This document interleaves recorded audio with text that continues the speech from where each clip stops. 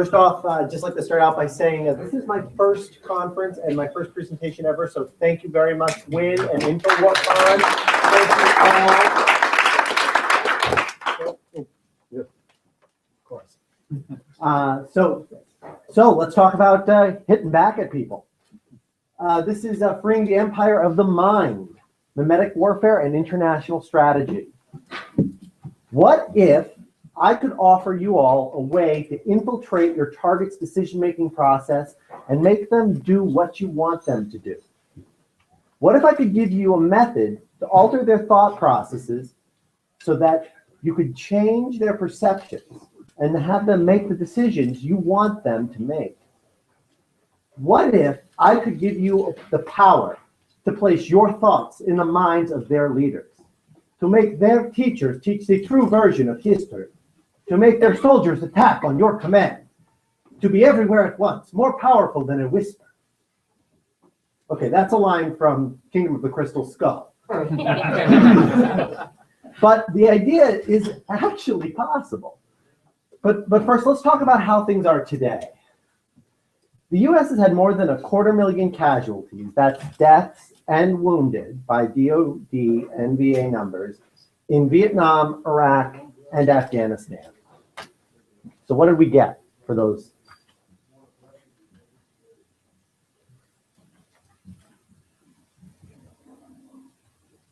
I'm not happy. And that is not a valid tribute for the brave men and women who went over there to do what needed to be done.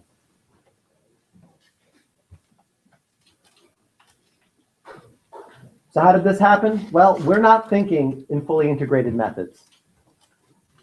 And in contrast, our adversaries are. We just heard today about what a great job the Russians are doing in the Ukraine. They shot out a civilian airliner and managed to somehow make it seem like, well, we had a bunch of reasons for it, and we thought it was a legitimate target, and it was an assassination attempt on Putin.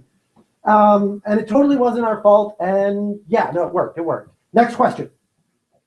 Look at China and their cyber action, lawfare, their diplomatic strategy against India, their area denial attempt, and their general imperialism. They're thinking 20, 30, 40 years out. We're thinking about Hillary Clinton's election strategy and the next election cycle. It's amazing if we're thinking about the next midterm strategy. So in terms of how we think, we need to change. So let's get a little heavy here in terms of theory. Clausewitz teaches us that war is merely a continuation of politics by other means. And Sun Tzu teaches us that the Tao of war is deception. So really what this means is that war is a subset, or here, thank you, Joel. War is a subset of politics. But politics is a subset of information. Information in and of itself, that theory is all borne out by Aristotle and his book Rhetoric, which is the theory that how we present information affects the political outcome of our discussions.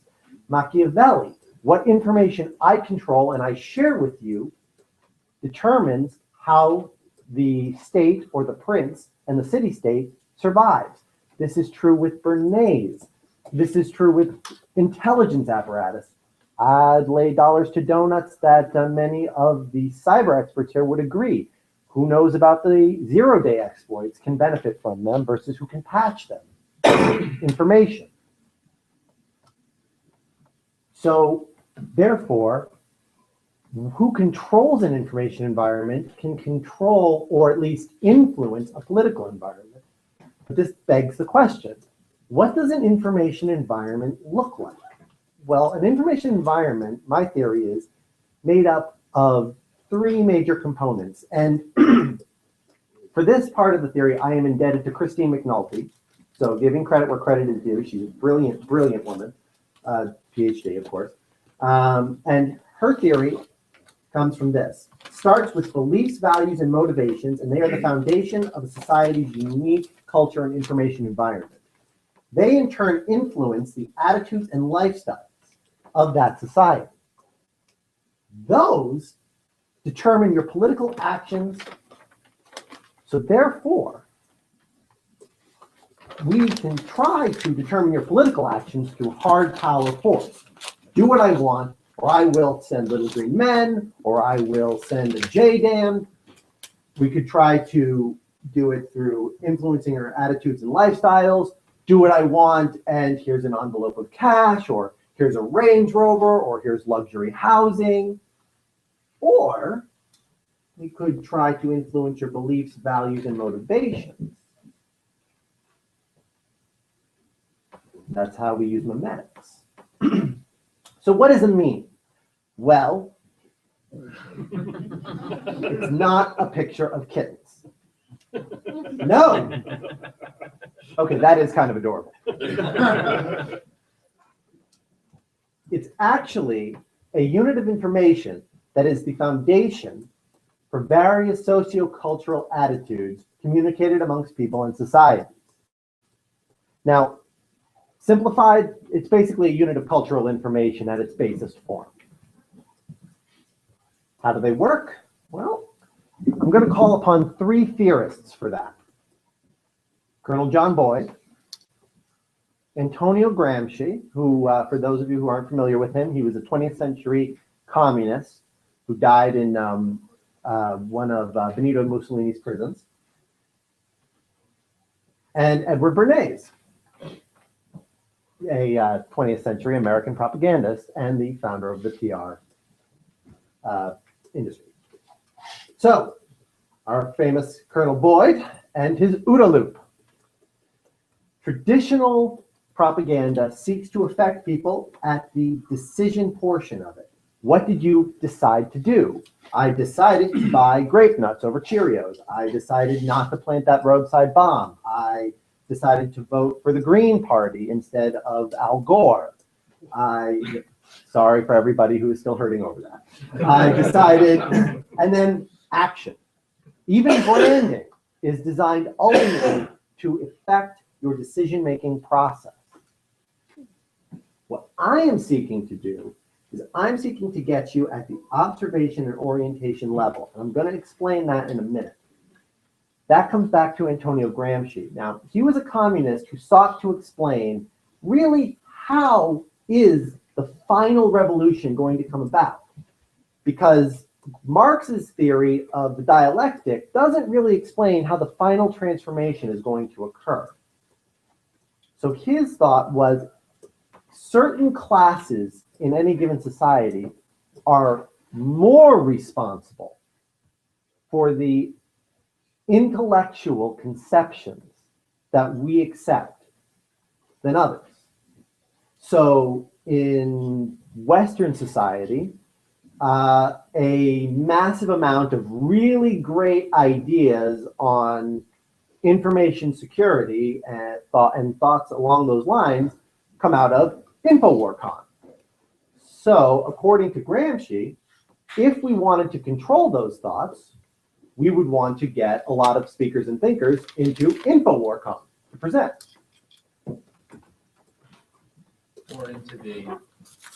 Or if we wanted to control the society, we'd get them into the kindergarten. Well, that's possible. If the kindergarten was where you would go for that.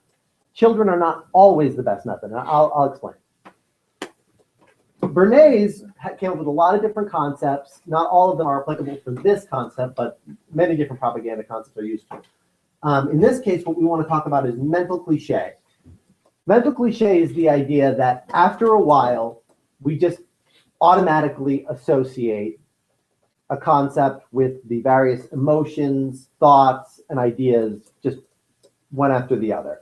So everybody in the room who can, fill this in for me. Life, liberty, and the pursuit of happiness. Exactly. Everybody knows that. We all agree to it. We all get that. It's a mental cliche. That doesn't make it less true. That doesn't devalue it. It's just something that we've all had inured into us over time. So why do these all work together? Well, they hit people all together at the observation level. So to use an academic, to explain it all together, basically what happens is the idea centers of a society create the concepts that then filter out for the rest of us. So InfowarCon, somebody presents a brilliant idea on how we need to begin thinking about art and how that artistry can be used to combat ISIS. And therefore, that idea now begins percolating around, and it generates 4 or 5 separate papers. Those 4 or 5 separate papers move out, 1 into the art world, 2 into different combatant commanders' hands, 2 or 3 get published. And then all of a sudden, the art world is now considering, well, 2 or 3 people generate papers that are against it. They think it's a terrible idea, but 2 or 3 people write about it and say, you know what, it is important that we get out there and defend it. The combatant commanders love the idea. They want 3 or 4, studies set up. Rand Corporation sees it and goes, hey, we just had this great idea that came out, the study on the effectiveness of information operations. The idea is now spreading, it's percolating out. This is just the natural process of it.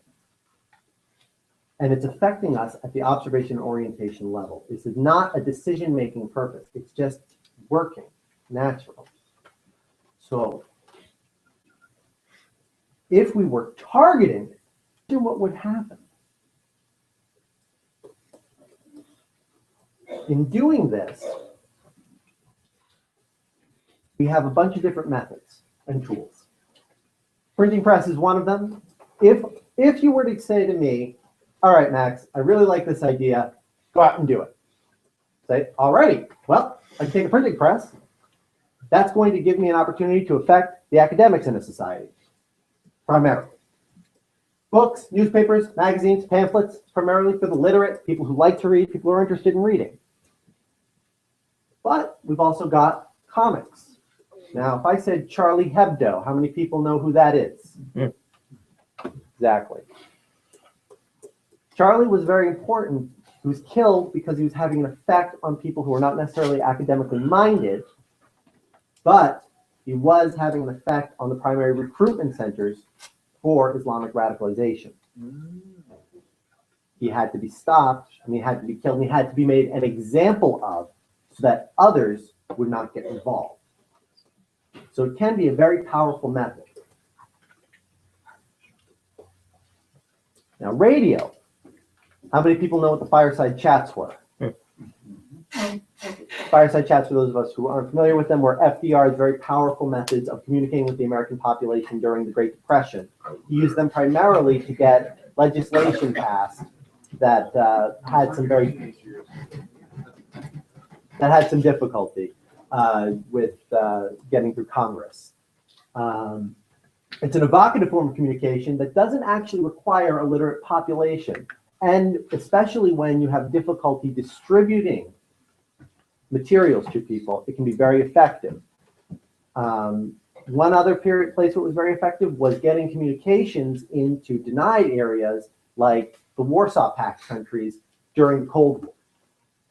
You also have to add there too, when he did a lot of his speeches, despite being in a wheelchair, he would actually have braces and stand up so he didn't show America as being weak. That was an evocative message. And Hitler used it consistently on the original wire recording technologies in the 30s, and we never knew where he was, so we were bombing the wrong places. All very good points, thank you. Now we have broadcasting media like TV and film. These are where most young people get their information from. Of course, I'm thinking of Jon Stewart. Thank you, Cheeto. Interestingly enough, Jon Stewart, they've done studies. You actually get the same amount of news from Jon Stewart that you get from CNN or Fox News, which is really fascinating to me. Now, how am I doing for time? I don't know. Okay. You're riding to the airport. All right, let's play a quick game, everybody. This thing right here, all right? It's an empty MPs and Parliament. It says, MPs are debating the effects of welfare reform on sick and disabled people. All right, down here it says, below are MPs debating proposed pay raise. Cool. How many people believe this? Anybody? How many think it's accurate? Okay. Watch C-SPAN. You're too many in the one above. The janitors are Well, guess what? A lot of young people would also believe this to be accurate. Here's the problem. It's completely false. And here's how you could tell without having to know that. There's no Chiron down here. There's absolutely no way of knowing if this is true. It's just what somebody slapped a picture on, captioned it the way they wanted, and sent it out there. I mean, this part's true. They are debating the effects of welfare reform up here, but that's not necessarily what they're debating down here, just because they said it. But we're willing to believe it because we have a memetic belief in the general corruption and lack of use of our elected officials. Well, our ones, anyway. Well, yours are honest. Yeah, have them. Okay, take them. I know, they told me. We have the best Congress money can buy. Honest politicians are the Swedish politicians. So anyway, and our young people are not getting much better because they don't fact check or identify bias and propaganda in the internet either. So we're ending up with a situation where, you won't watch what you're reading, you won't watch what you're consuming. They're not trained to do that, though. It doesn't really. That's a good one. Or fact checkers appear. It's a developing art, so people are aware that there is a problem.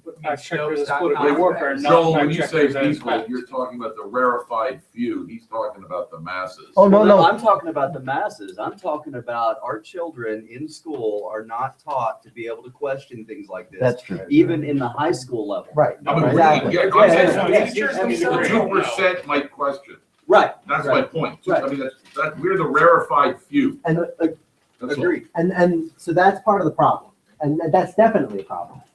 But we're seeing things like Snopes.com appear that people are really looking to it to say, is this real or real or no real? That's what they're trying to ask. But here's the other issue, though. It's really sad that it takes a special education to go, Chiron, no Chiron.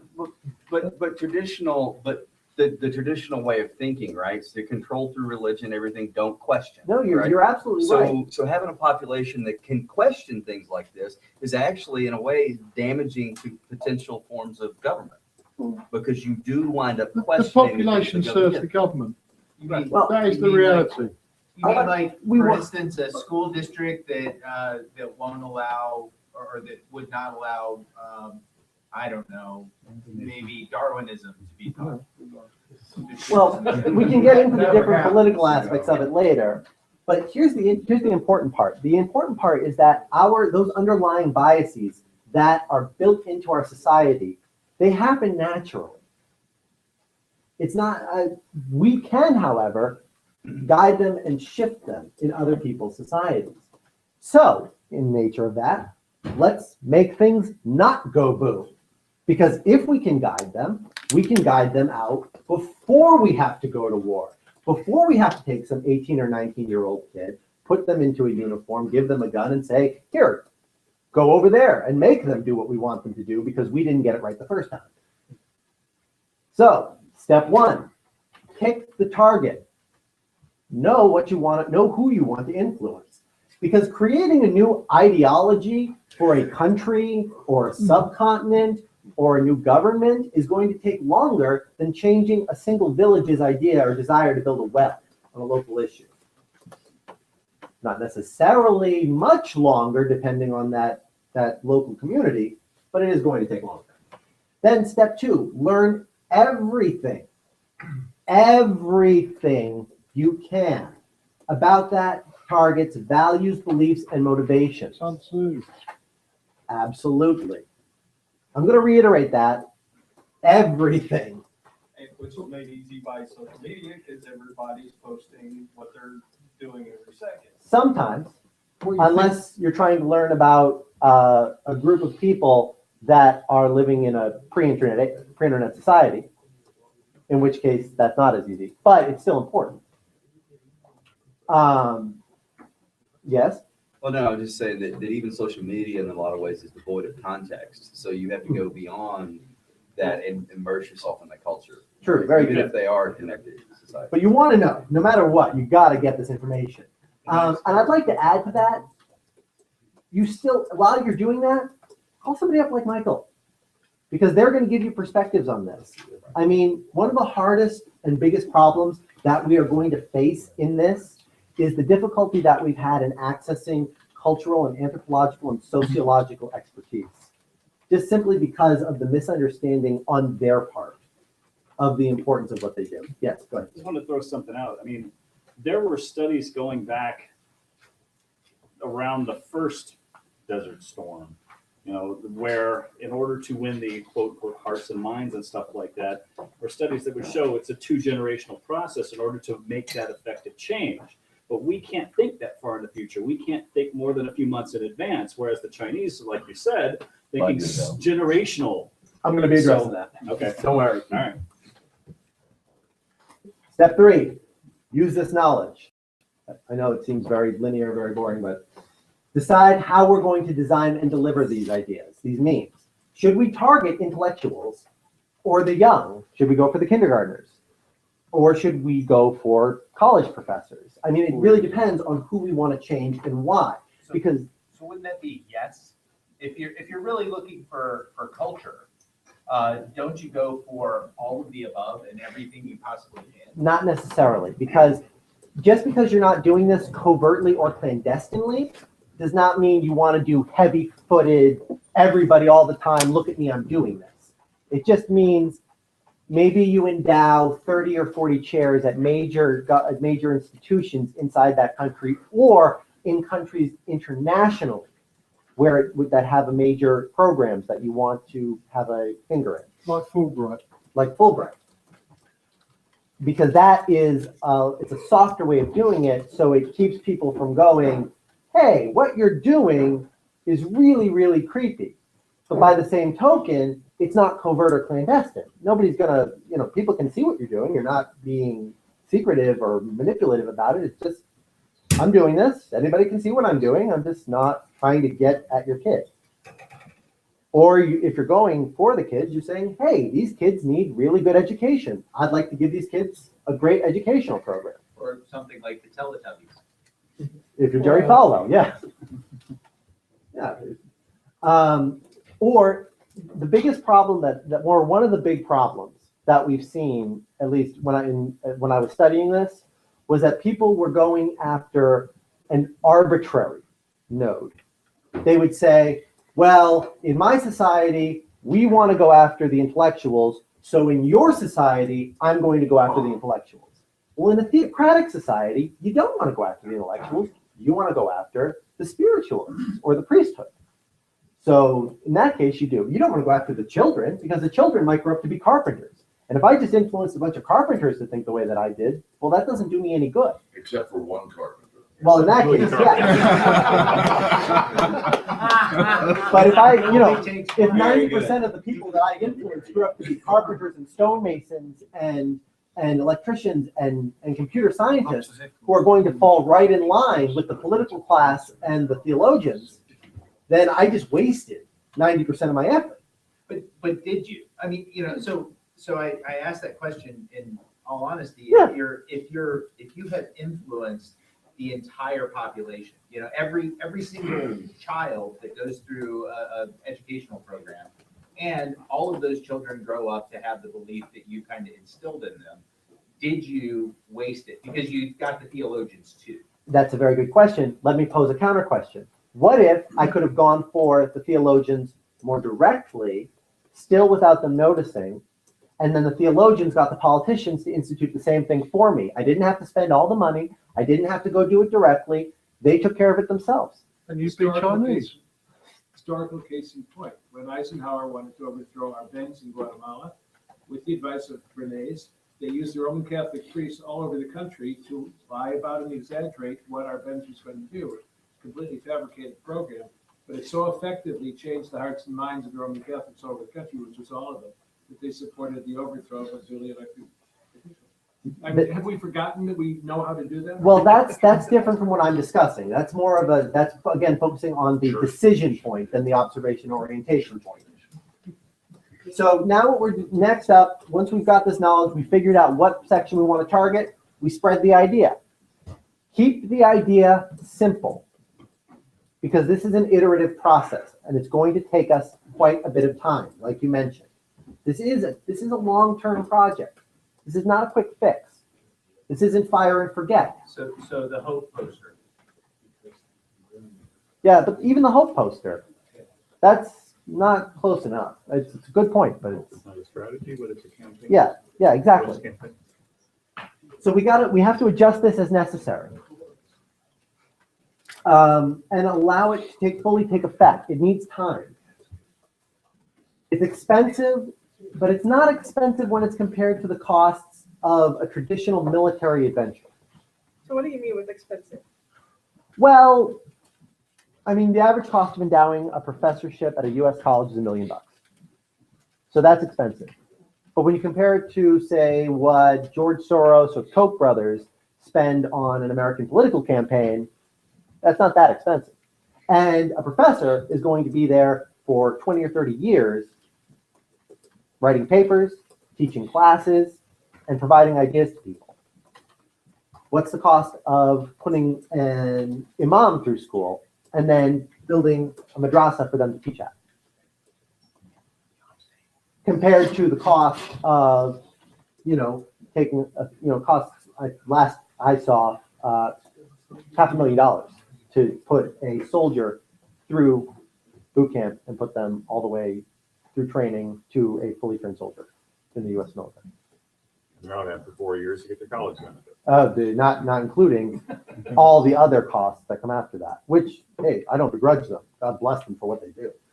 I'm just saying, compared to costs, which I'm sure the good doctor from Rand would be able to give us a good. There's lots of homeless Gurkhas if you need them.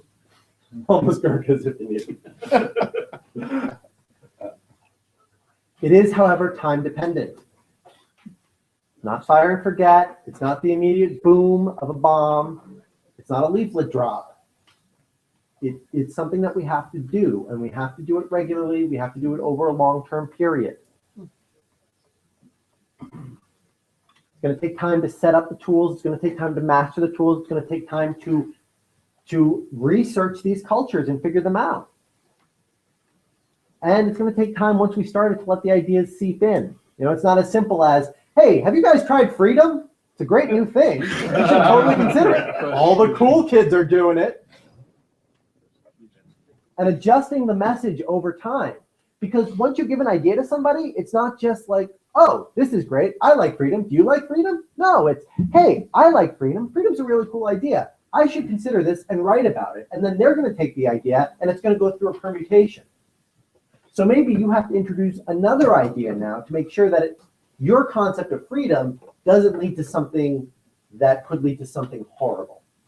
So that is a question, is that how do you war game out unintended consequences from these types of things? It's a very good question, and it's one that's going to need a lot more work. This is a very new idea as far as I can tell. I've been looking for other people who have worked on it, and I haven't been able to find them. So let's keep working on it. Let's keep studying.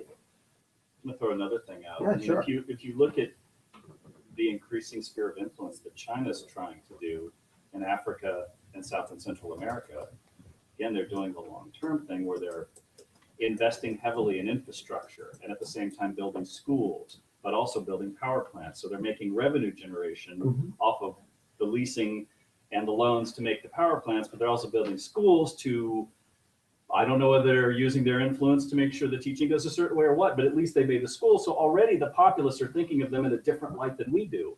And that's going to go on for decades. Well, that's like the cocaine guys and the cartels are Exactly, loved in some places. You need a new church? Well, Pablo Escobar is building a new church. And just don't go to our poppy fields. Exactly. So I'm gonna expand on something that was said earlier. I think this can pay dividends, though. It does take time. It is cheap in comparison, but it's kind of like dealing with the Hydra from Greek mythology. Once you cut off a head and you burn it, the head won't grow back. Once we have provided an idea, once we've provided this area with the concepts that we want them to have, we actually have built somebody who will think the way, not we want them to think, but will think in a sympathetic way. It's not mind controlled. Before I throw you off stage, Not because I want to, but the problem I've gotten, just get around this. In the 1980s, the American car industry nearly destroyed itself because of groupthink. Yep. How do you avoid having this go groupthink in order to have a memetic sports car? Observe, orient, decide, act. I'm at observe and orient. You've observed it, you've oriented it. I can't control what you do with that. But we have. No, I'm saying, how do you avoid a groupthink message that's influencing the OO? Oh, How do you avoid watering it down to a K car from the 80s? it's a good question. K-car was.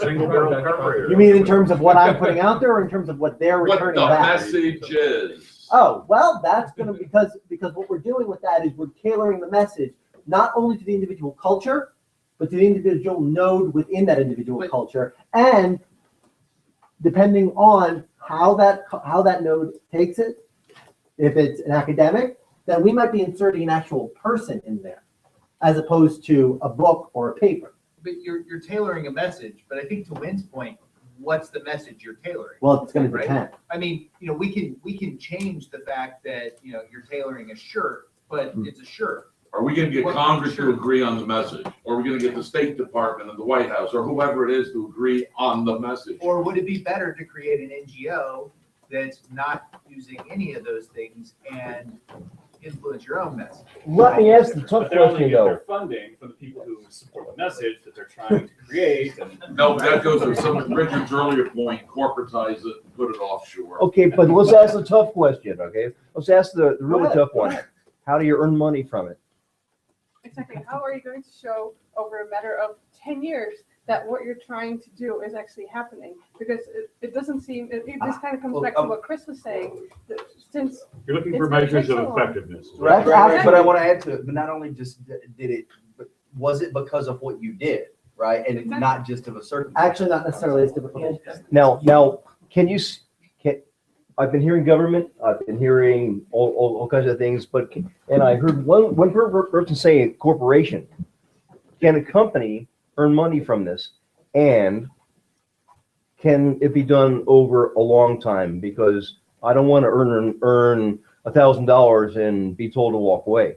Okay, so first off, to answer the measure of effectiveness question, you can measure effectiveness because what you can do, at least in terms of the academic or the theologic, you can measure in terms of how many sermons, lesson plans, or other things are covering this thematic concept.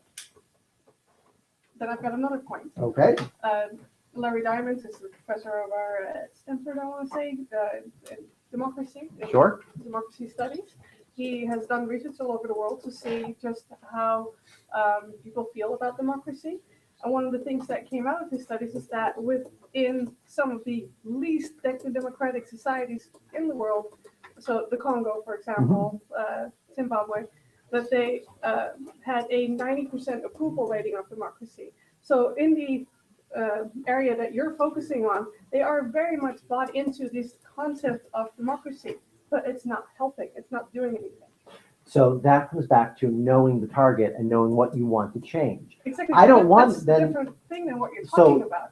Not necessarily, well, what do you mean? It's different. Well, if you're talking about having something change, that means that there's a behavior that changes. And right now, what you're focusing on is not the I'm talking behavior about part. battlefield preparation. Exactly. So in this case, you wouldn't ask me to go to the Congo and change their memes about democracy because they already have 90% approval rating for the democracy. I'd say to you, why? They like it. You don't need me for that.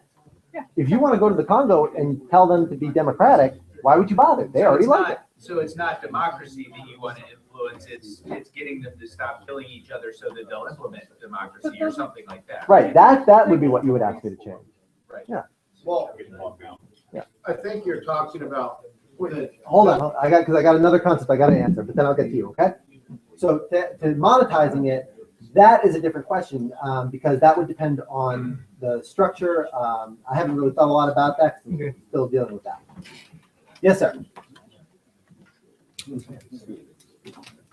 So, I mean, to her question, I think what you were talking about is you've got a metric for having influence that be observed phase, right? But the decision to become democratic requires an action. And those are phases that follow in the OODA loop, right? So I think there's a cause and effect disconnect here. And how do we know that once we influenced at the observe phase that we will get decisions and actions that follow from our insertion, our idea insertion? But my point is that that is not necessarily true.